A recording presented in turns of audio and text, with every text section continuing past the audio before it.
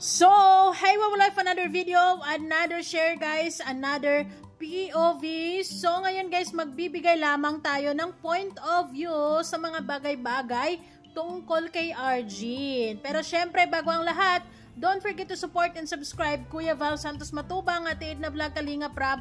At sa lahat ng Team Kalingap, syempre guys, salamat sa suporta at pagmamahal nyo sa aming mga Kalingap reactors. So, ngayon, pag-uusapan natin si Arjin dahil merong isang sponsor na sinabi niya bali 4 years na siya actually na nakasuporta kay Kalingap Ido, and until now ay nakasuporta pa rin siya, sponsor pa din siya kay Kalingap Ido sa mga beneficiaries nito, and kasama na rin si Arjin noon pa man, pero nagbago ang lahat nang meron silang napansin kay Arjin. Anyways, kahapon natuloy na nga ang pag-akyat ni Arjin sa live ni Salcedo. Well, so far sa pagiging marites ko doon, nagpapasalamat naman si Arjin sa Team Kalingap, kay Kalingap Ido sa lahat ng naitulong nito. At sabi nga niya, hindi man siya makilala ngayon kung hindi dahil sa Kalingap or dahil sa kay Kalingap Ido, of course, 'di ba? So, maraming mga naging sponsors actually si Arjin. Nakakakuha siya ng mga sponsors ngayon at willing magbigay sa kanya ng second chances. Kahit na sa mga naririnig nila, sa mga ganito, ganyan, after what happened, after all the discussions, they still want to pursue or like support Arjin para sa pag-aaral nito para na rin makatapos. Well, good for Arjin na sa kabila ng lahat, meron pa rin mga taong naniniwala sa kanya, and yes, tuloy ang kanyang pag-aaral. So, congratulations Arjin, sana mag-focus ka na lang sa pag-aaral mo, sa mga businesses mo na sinimulan mo, at sana magtagumpay ka dyan sa part na yan. At sana wag ka nang magpaparinig lalo na sa EDSI dahil hindi ka talaga titigilan ng mga EDSI fans. So, isang revelasyon ito ng dating sponsor niya. Ang sabi, hindi magtatagal sponsor na yan kay Arjin. Gagamitin yan lang pera, lagi hingi Arjin. Magaling magpaikot. Huli 3 ng sponsor sa kanya. Umiwa sa kanya ng sponsor nag-sponsor din ako sa kanya, nag-iba ugali. Arjin, mayabang, sponsor pa din ako EDS hanggang ngayon. Since na-vlog siya ng EDS, kilala ko ugali ni Arjin. Well, alam naman na natin lahat na palaban at maldita talaga tong si Arjin, di ba? At meron talaga siyang ipinaglalaban ko, no. Well, tao lang din naman siya, bata pa, marami pa siyang matutunan sa mundo, sa mundong ibabaw, lalo na sa SOCMED talaga naman.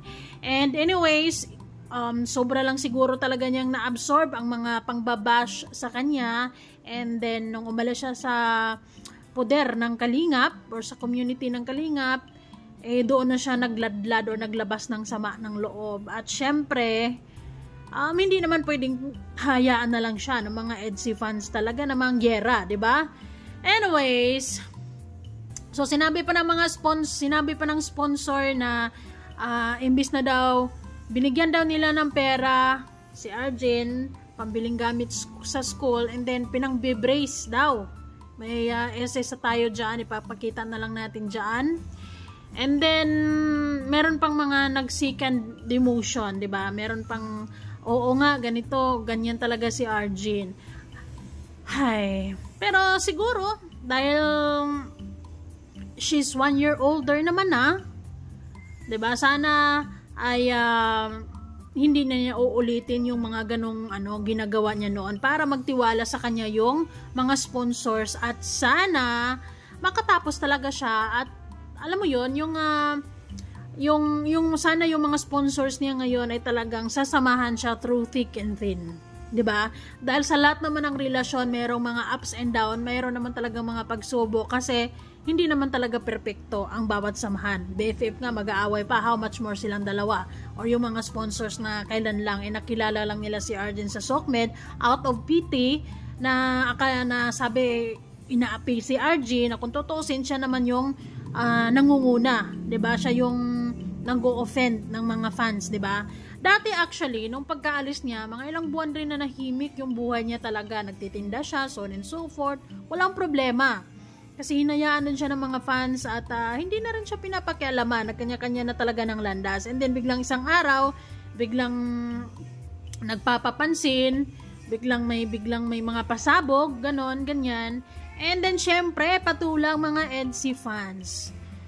So, ngayon, I hope magandang buhay para kay Arjun talaga naman.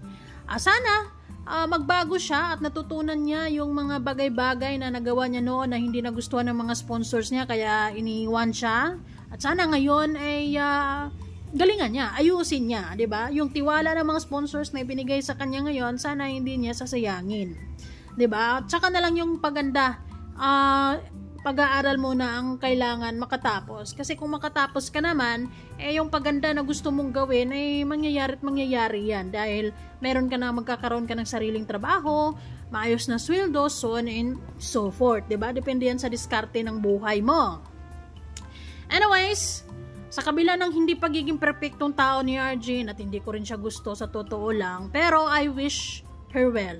Alam mo yon, yung hindi ko sinara yung pinto or kung ano ba mga opportunities na pwedeng mapasa kanya.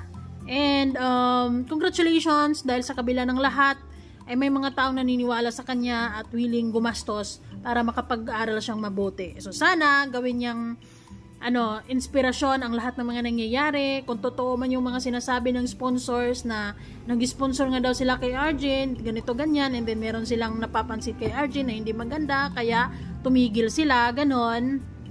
Sana hindi na niya ulitin yung ganong ginagawa niya noon, 'di ba? Sana mas ayusin niya ngayon.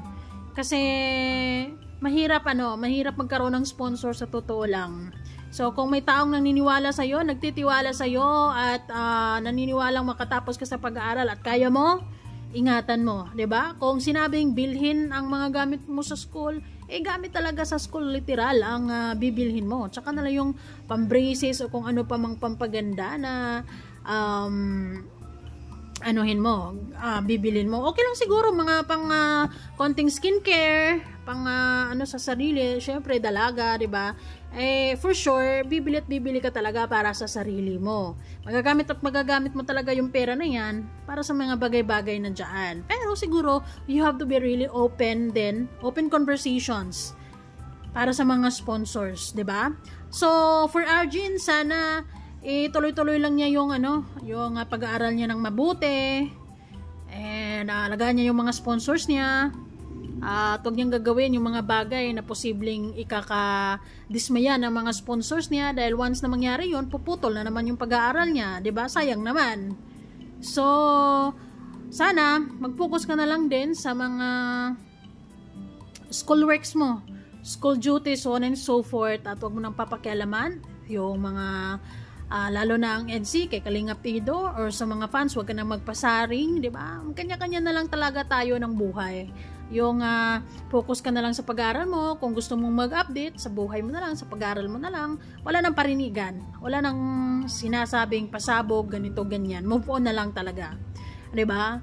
So ayun, sana hindi mo sasayangin yung tiwala ng mga taong naniniwala sa'yo ngayon, at pagbutihin mo yung pag-aaral mo, dahil for sure yung mga yan is nakikiramdam lang din sa'yo. Once na magkamali ka dyan, for sure wala nang second chances. Kaya sana mapangalagaan mong mabuti yung mga taong naniniwala sa'yo ngayon, dahil people will come and go. Pero kung nakikita nila na you are worth it sa lahat ng tulong nila, magstay yan sa'yo, 'di ba? Basta nararamdaman nila na hindi mo sila inabuso, nakikita nila yung hard work mo, nakikita nila yung diskarte mo sa buhay, hindi ka umaasa, yung tulong sigurado andyan yan sila, 'di ba? So good luck, Arjun.